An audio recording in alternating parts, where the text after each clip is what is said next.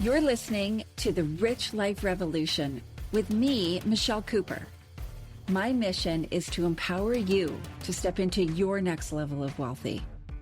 You'll hear all the deets, a little bit of inspiration, and real life takeaways so that you can create your own rich life revolution. Let's dig in.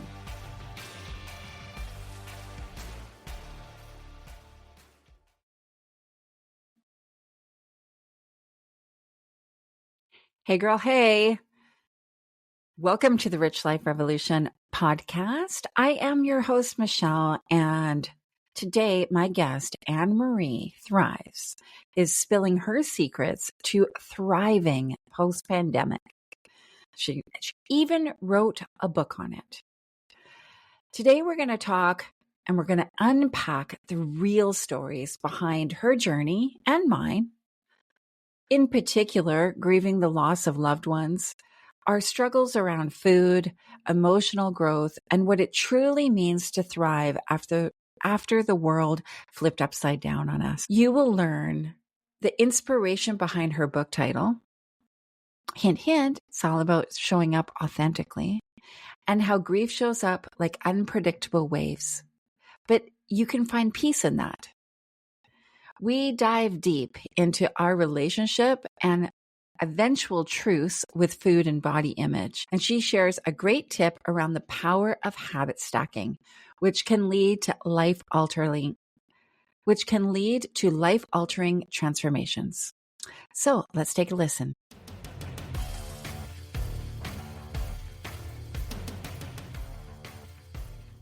Hey, Anne-Marie, it's so good to have you on the Rich Life Revolution. Thank you for taking the time today and joining me. Thank you for having me. I'm so excited to be here. That's so good. So good. So tell us, about your new book, because I was intrigued by the title. And of course, we can dive into your story. I love the title, so I want you to share that with the world. The post-pandemic? Yeah. Oh, okay. Yeah. So my latest book that just came out is Diary of a Fat and Mourning Post-Pandemic Woman. And the way that came about is that I was online one day and I kept going back and forth from my computer to the bathroom. I was putting on my makeup and getting ready to go out for the day, but I was waiting for this one email. And so I kept going back and forth. And you know how you do, you click on Facebook, you click on this, you got like 5 things going on. And I saw this picture that reminded me of, it was like one of my friends had posted a picture of her when she was younger and then and now. And we look very much alike. And especially when we were younger. And when I saw that, I was like, oh my gosh. And it just brought me back to that time. I went back into the bathroom and I started putting my makeup on. And I heard in my head, a Diary of a Fat and Mourning Post-Pandemic Woman. And I'm like, what the heck is that? And so I ran back and I typed it down so I wouldn't forget it. And I just kind of let it sit, what does that mean? And then eventually, I just started having remembrances of, 2020 and everything that happened. And I was journaling a lot at the time. My brother, I'm from Italy, and one of my brothers, he came with us, but then he ended up going back. And so he was there, and in July of that year was really the last real conversation that we had, because he wasn't a smartphone person. He was a flip phone person. Right. He tried the smartphone and it was like, this is stupid, which was great because we could share videos, we could talk, I could send messages through WhatsApp, but it wasn't for him. Anyway, I think we talked maybe couple other times after that, but then all of a sudden it was like I was talking to my sister and I'm like, hey, we haven't heard from Joey. She's like, I haven't either. And so that kind of started and we couldn't get a hold of him. And oddly enough, like a week later, I forget how we found out, but he had taken a fall. We don't know how the fall was. I think he was at my aunt's house and he fell or something. The story, how it's like playing telephone to get the straight story. Totally. Yeah. Totally. So he hurt himself. They had to take him to the hospital. While he was going to the hospital, he coded. And so they airlifted him to a hospital in Rome, which is only about 40 minutes from our house anyway. So they airlifted him there. And then there was like no contact because of COVID. Nobody knew where he was, what was happening.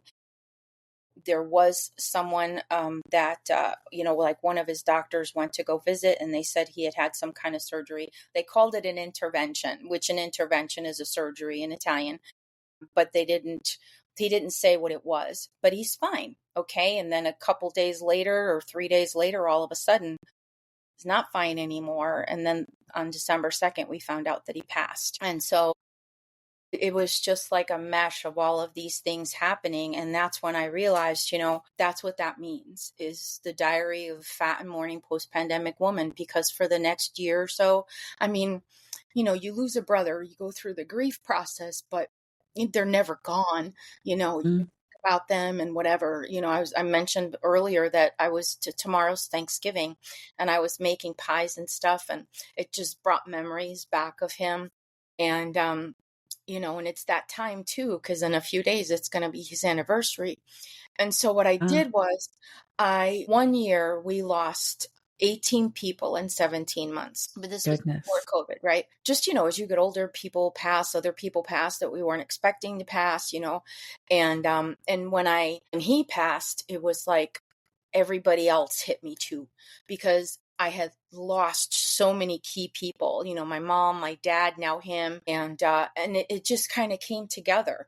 The food issues with me, the grieving process, and the whole grieving process for everyone in 2020, because, it's not just about losing a person, a brother, or someone who died in your life, but also a lot of other things died during that time.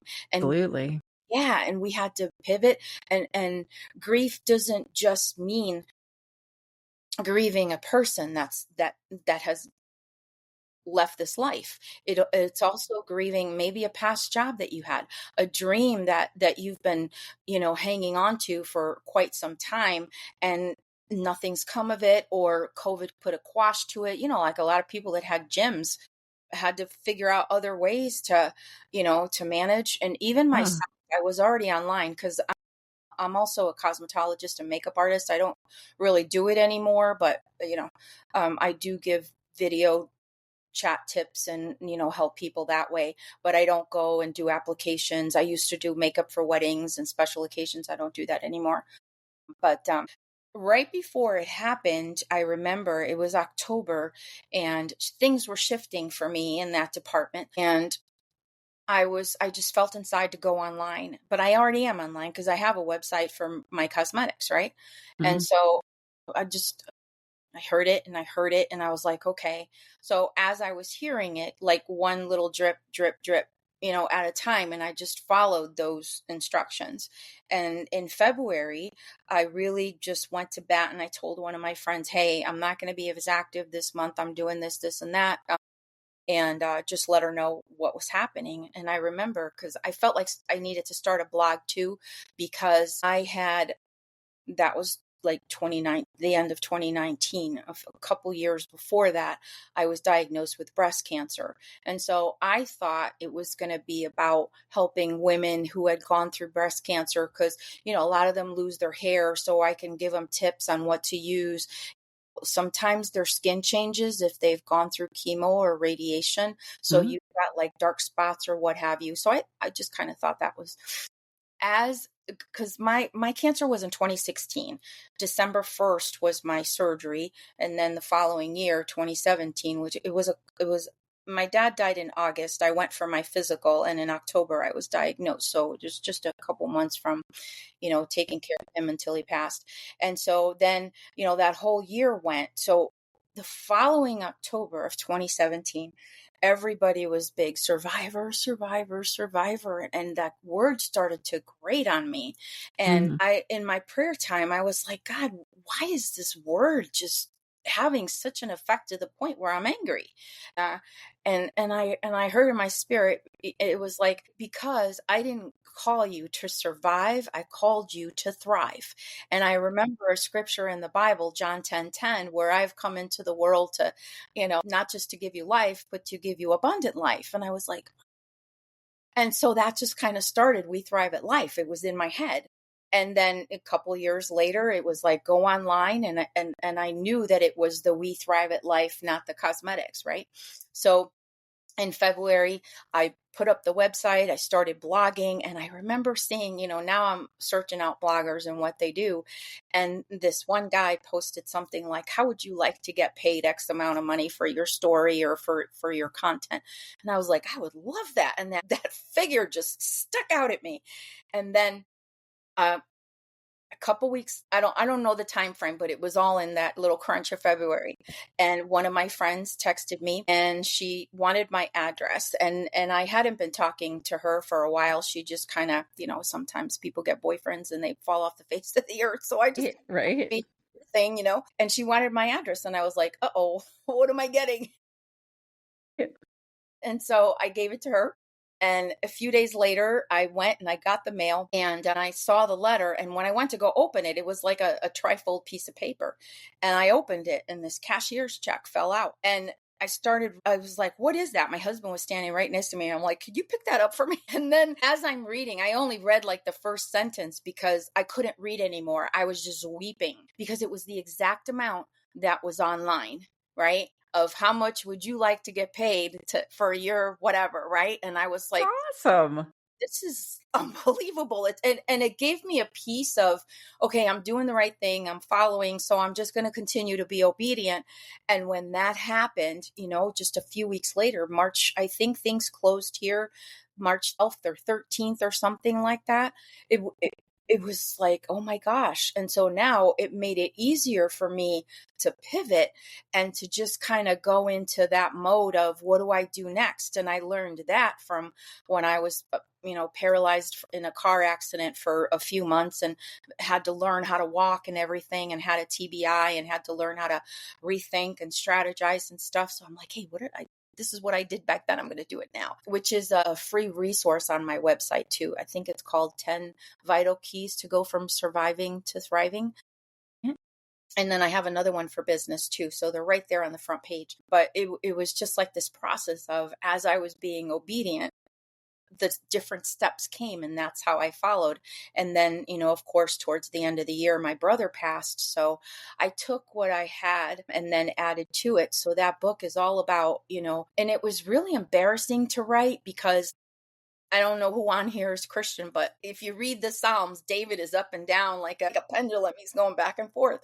And I felt like I sounded like that because some days were really easy to follow. Some days, it was like, you know, but the one thing that I did was every night I would go to bed at 10, and every morning I would wake up either 4 or 5 o'clock in the morning, and I would go right into my, where I exercise equipment is. And I even went to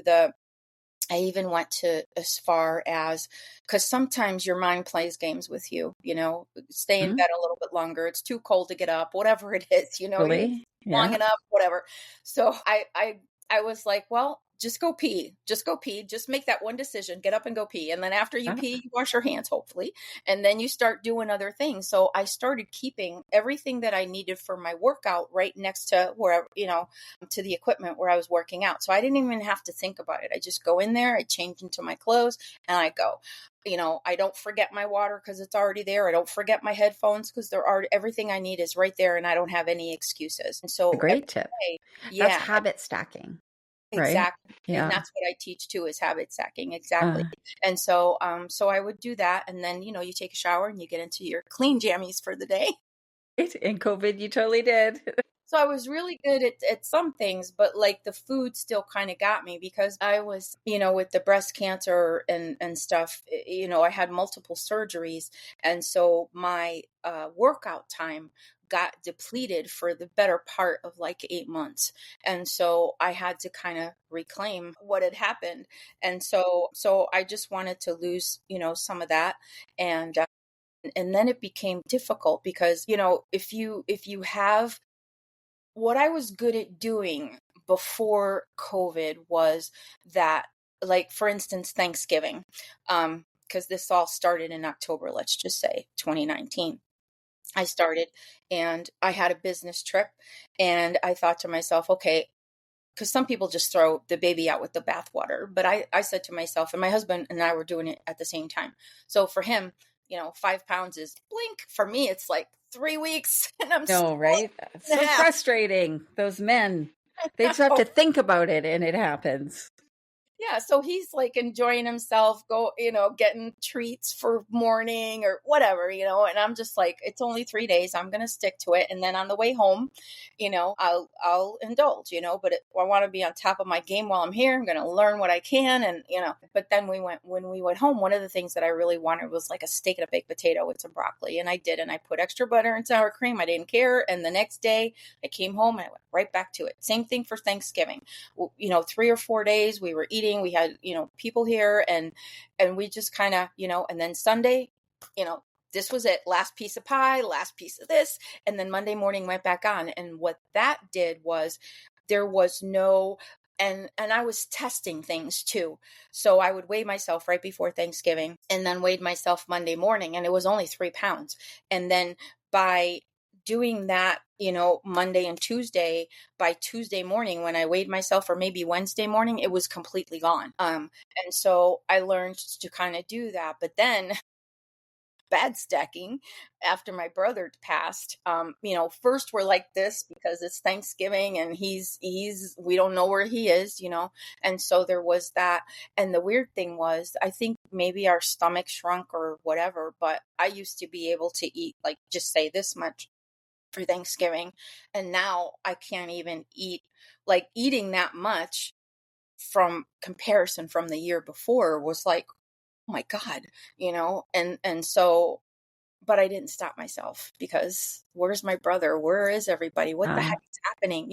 And then the treats, and then it wasn't one treat, it was 2 treats, it was 3 treats, and then maybe we have a couple of good days, and it was just a real struggle for me. And then when I just wanted to share that with people. So it's like really raw, and it probably is like, what's wrong with this idiot? Why can't she get her act together? Oh, I think speaking from the heart and telling like the real story is really important, right? Because we live in a world where there's a lot of like the Instagram version of your life kind of thing, right? And we don't live in Instagram, and so it's, what do they call it? The highlight reel. Yeah, exactly. And that's just not the reality. And so I totally appreciate blogs or books or whatever, even podcasts where people are saying, well, this is the real, like, this is like, I'm pulling the curtain back. This This is the is the real. real. Because what I did was I just went back to I wanted to help people who were grieving. And I went back to my diary and I thought, and I talked to a few other authors that I know, and, because we have a group of people that I hang with online, and I, just really struggled with whether I should put that in there or not, and the consensus was to put it in, and so I did. So there's a lot of, today was great, the next day wasn't, this is what I ate, Yeah. but Well, go ahead. that's okay. And then the grieving process too is the same way, because it's like a wave, it goes out, it comes back in. Sometimes the wave is bigger. And so just that whole grieving process, because even though, we have those 5 steps that everybody knows about, the anger, the this, the that, everybody's different. It's like a fingerprint. My fingerprint is different than yours. And so you have to express and you have to work things out your own way. But I will say that biblically speaking, there's a certain time to grieve, and they give specific instructions as to how to grieve. And looking back now, with all the people that are no longer here with me or for me, I realized that is a good thing, because when grief gets extended past a certain period of time. Now, I hope people understand that, you're always going to miss that person.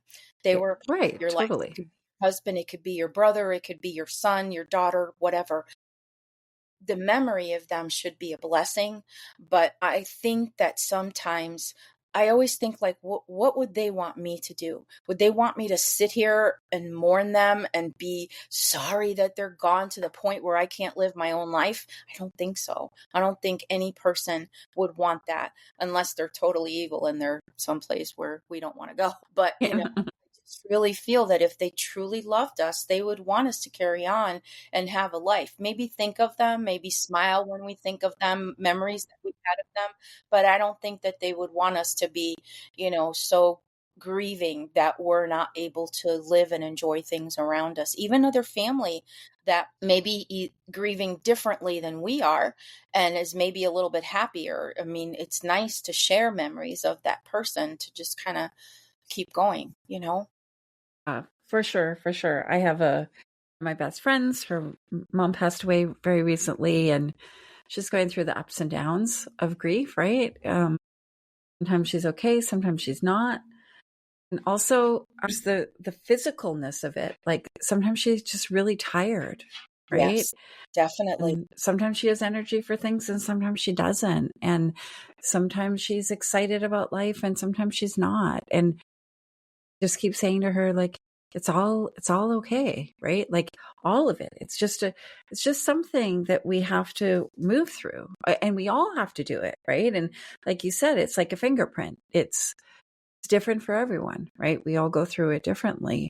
Thing I want to kind of circle back to, which you brought up, is relationship with food, right? And when we have these things in our lives that are going on, whether that was, the craziness of a pandemic, or, we're in grief from losing someone important to us, or, whatever it is. It can even be something happy, right? I think in particular women, not just women, but in particular, I'll speak from my own gender, like we have often a complicated relationship with food. And it shows up for me. I'll eat when I'm happy, I'll eat when I'm unhappy, right? Like I have a friend who, when she gets stressed, she can't eat at all. God bless. I always say, like, I wish that was me, right? Like I'm stuck. Where's the donuts? How can I get more food in my face?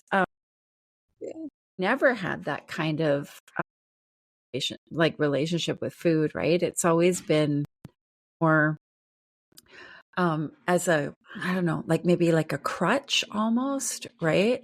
So I think it's great that you talk about that in your book, right? Because again, the reality of that can be very different than what we see online, right? Like, great to know how many calories you should have, or what you should do here and there.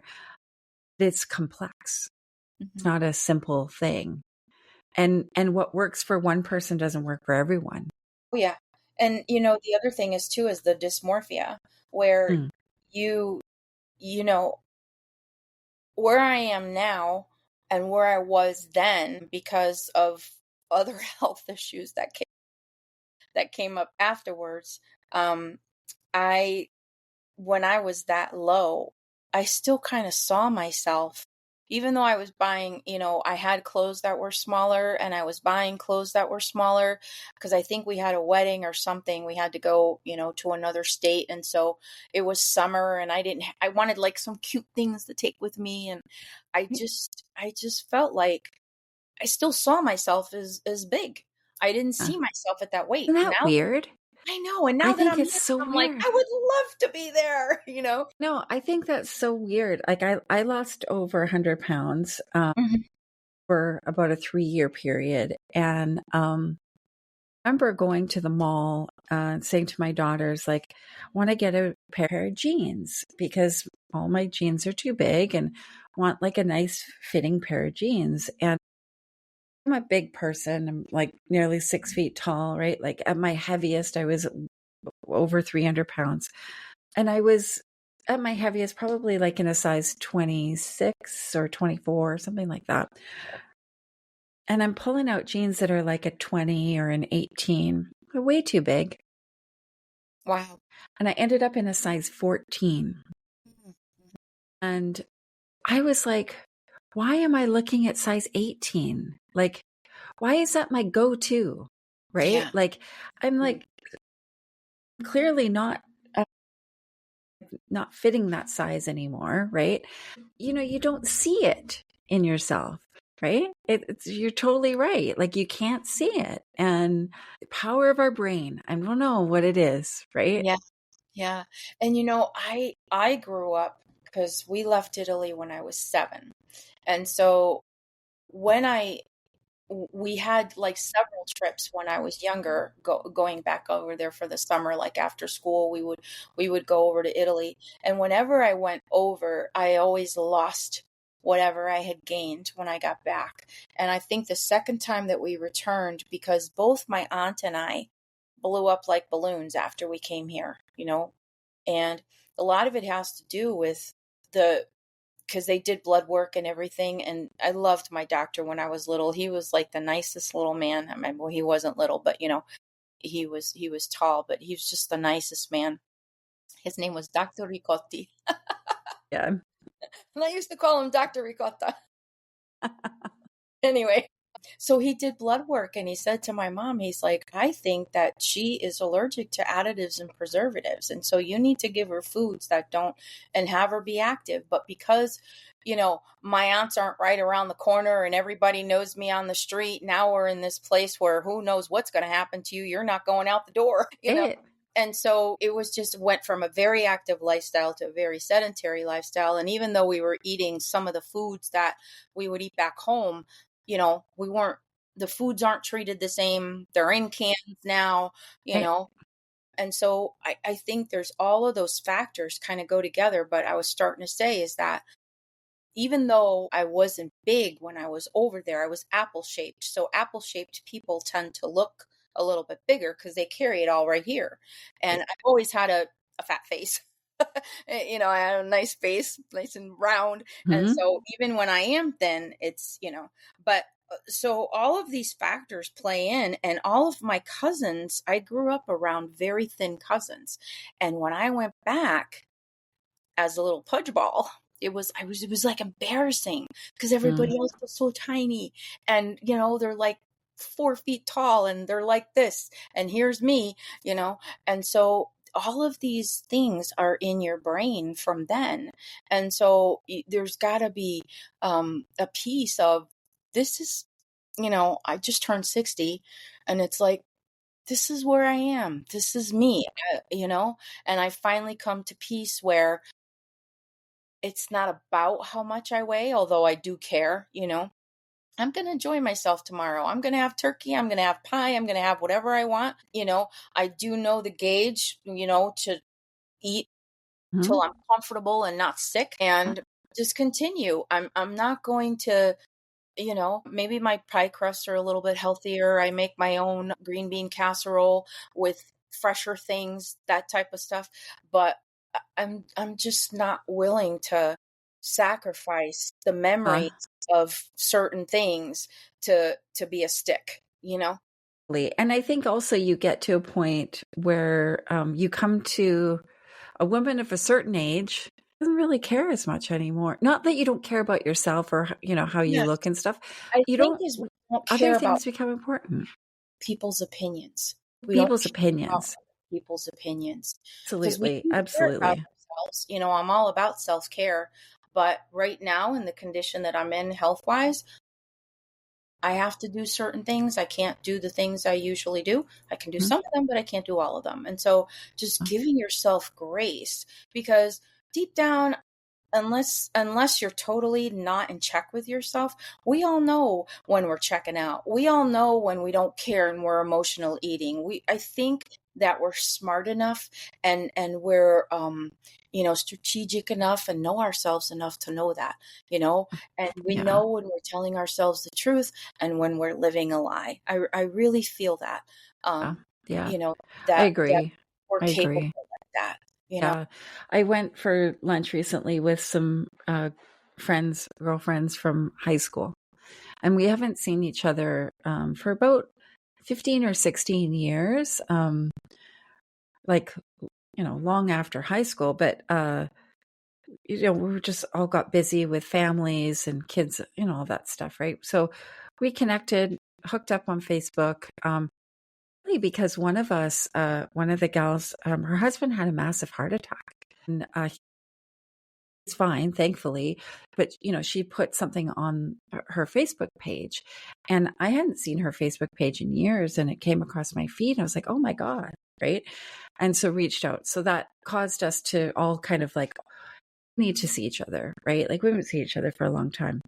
We went for lunch, and we were talking about how things are different now, right? And one friend, Kathy, was like, you know, I just want to enjoy my life, and I'm okay with how I am, right? Like she is beautiful, and she's not overweight and never has been. She's like, I'm just okay. Like I'm not striving for this thing anymore, right? Like this whole weight or whatever. I was sharing with them, like for me, it's, even though I've lost a bunch of weight, me now where I'm at, it's not about my weight. It's about what I can do. Yes. I Yes. want to be able to do things. I want to be able to get down on the floor and get back up. I want to be able to walk or hike or whatever activity is that I want to do, right? So I focus on my strength, right? And, as women, we're getting older, we have to think about our bone density, right? We have to think our muscle, like we're losing muscle when we hit menopause and stuff like that. And so that's my focus now, rather than the scale says. Because those scales, let me tell you, they are a tricky business, right? Mhm. Yeah, like I've had situations where scale does not reflect accurately what's going on. Yes, it doesn't. It doesn't. It I mean, doesn't make sense to me. have like a salty meal, and then I'll get on the scale tomorrow and it's like 2 pounds, no problem. That's me with like diet pop or something like that. Like I'm a bit of a weak spot for Coke Zero. And if I have too many, I gain, like the scale says I've gained weight, right? Right. It's just inflammation and it's It is. salt. It Right? is. So I think this is all really important, and definitely going to order your book and have a read through that, because there's a lot in there, right? There's self-image, there's weight, there's grief, there's the pandemic, like that was a whole thing, right? I was just away for the weekend and was chatting with a friend, and he was saying like, wasn't that crazy? Like, wasn't it crazy that we went through this together as a world? Yeah. Like it's like going through like a world war or like like we went through it together as a world. Like we all went through it, every Yeah. place in the world, right? Yeah, some countries handled it different than others or whatever, but I think we all felt the impact. Yeah. And I don't know that besides like a world war, I don't know that there's an experience like that. Yeah. Right? Exactly. And it's coming back stronger and more Mm, aware of how can I live my life better? You know, exactly. because we're here, we were here, now we're here. We have to pivot. I've gone from, like I said before, the cosmetology, and I love skincare, taking care of myself and things like that. I'm not big on, just because of I think the cancer fragrances just aren't a fun thing for me anymore. And so I try to stay more natural, and but even like certain bath things and stuff like that don't irritate me. Essential oils are big for me. I love essential oils, so I put those in. Do I? Oh my Yeah. God. I have But way too many little bottles of doTERRA or sage. Like I'm like, okay, this is yeah, a yeah. lot. Yeah. So just, being aware of where we are and how are we going to come out of this, because let's face it, life's going to happen. But I just took everything that cause I had been coaching too, cause with my business, it was part cosmetics and part business as well. And so, the whole, what's next for me for a lot of people.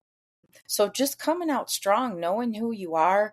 I do assessments, with people just to help them with, this is who you are, you know, deep down, so to speak, this is your personality, this is who you are, right? And then taking that, this is who Susie is, this is who Nancy is, this is what your brother is, and just to get that harmony, and then just have that harmony in life with everything around you, but not staying where you are and coming back stronger, and having more days of strength, as opposed to, let the days of peace and strength outweigh the days of crazy, you know, because if we stay in that crazy, even like with dieting, if we stay continually, my limit was 5 pounds, but then it was like, who cares? And then the 5 turned into 10, and the 10 turned into 20, and the 20 turned into 30. The next thing Totally. you know, and there's a time for that. You don't want to shame anybody for that, because it can happen to any of us, like for me, cancer, Of course. 25 pounds, here you go. So just be kind to yourself in all ways, because sometimes eating too much just because you have no other outlet is not being kind.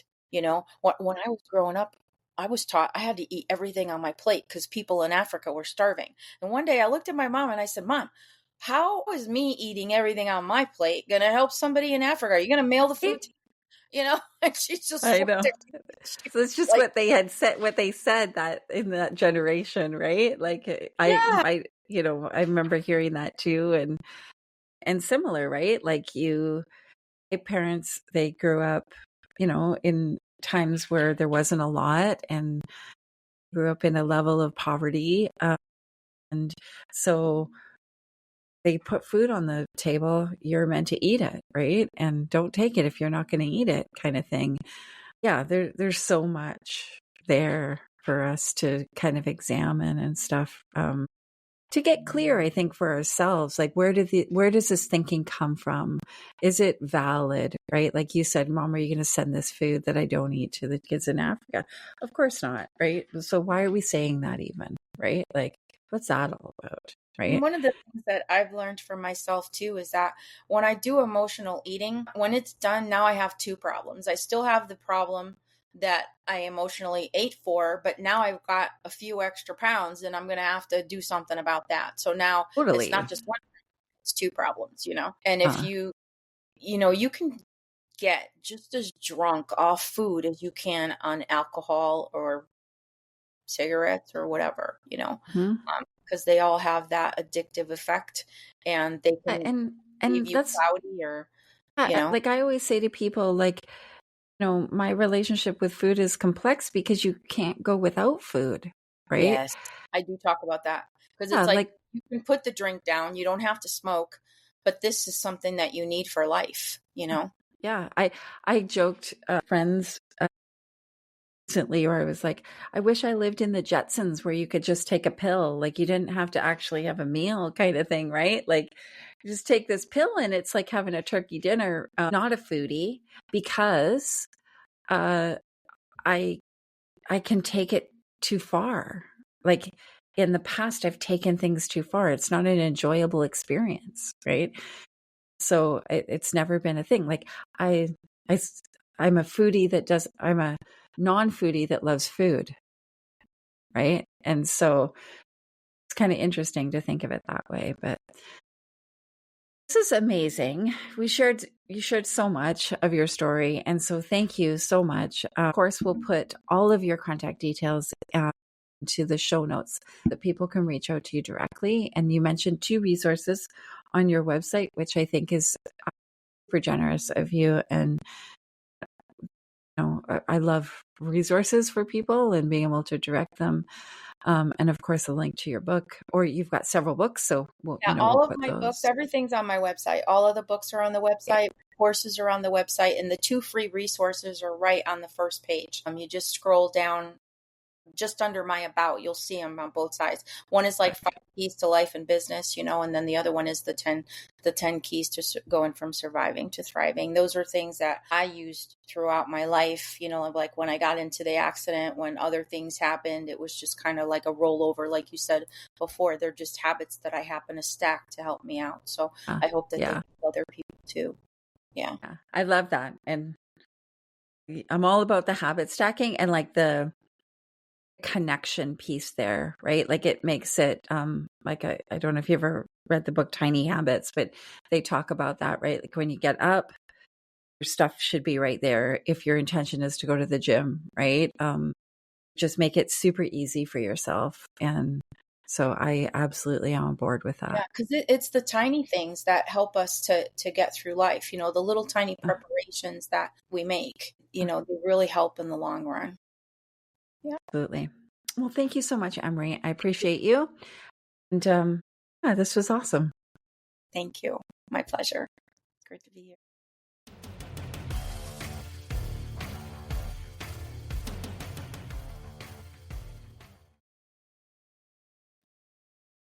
Well, I hope you enjoyed listening to this episode of the Rich Life Revolution. I really believe so strongly in honest, real conversations that aren't all about the highlight reel, right? And I think if you're one of my listeners, you appreciate that as well. My big gold nugget takeaway today is the whole thing around habit stacking. Of course, I've done this. I know this. This is nothing new, but it was a really good reminder for me to set yourself up for success, right? Anna Marie said to us that she gets up to pee and everything is there on her bathroom counter waiting for her to step into her workout routine.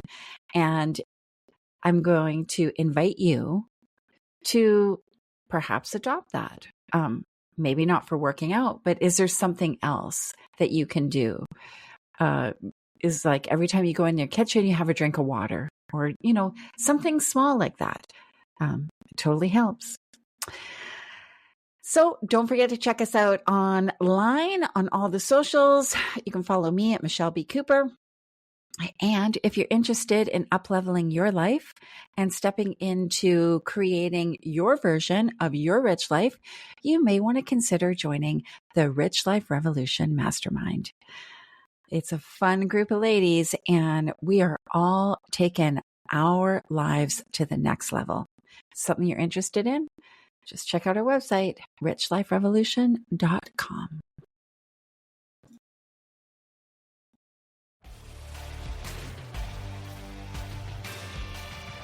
Thanks for hanging out with me. I hope you got at least one gold nugget today.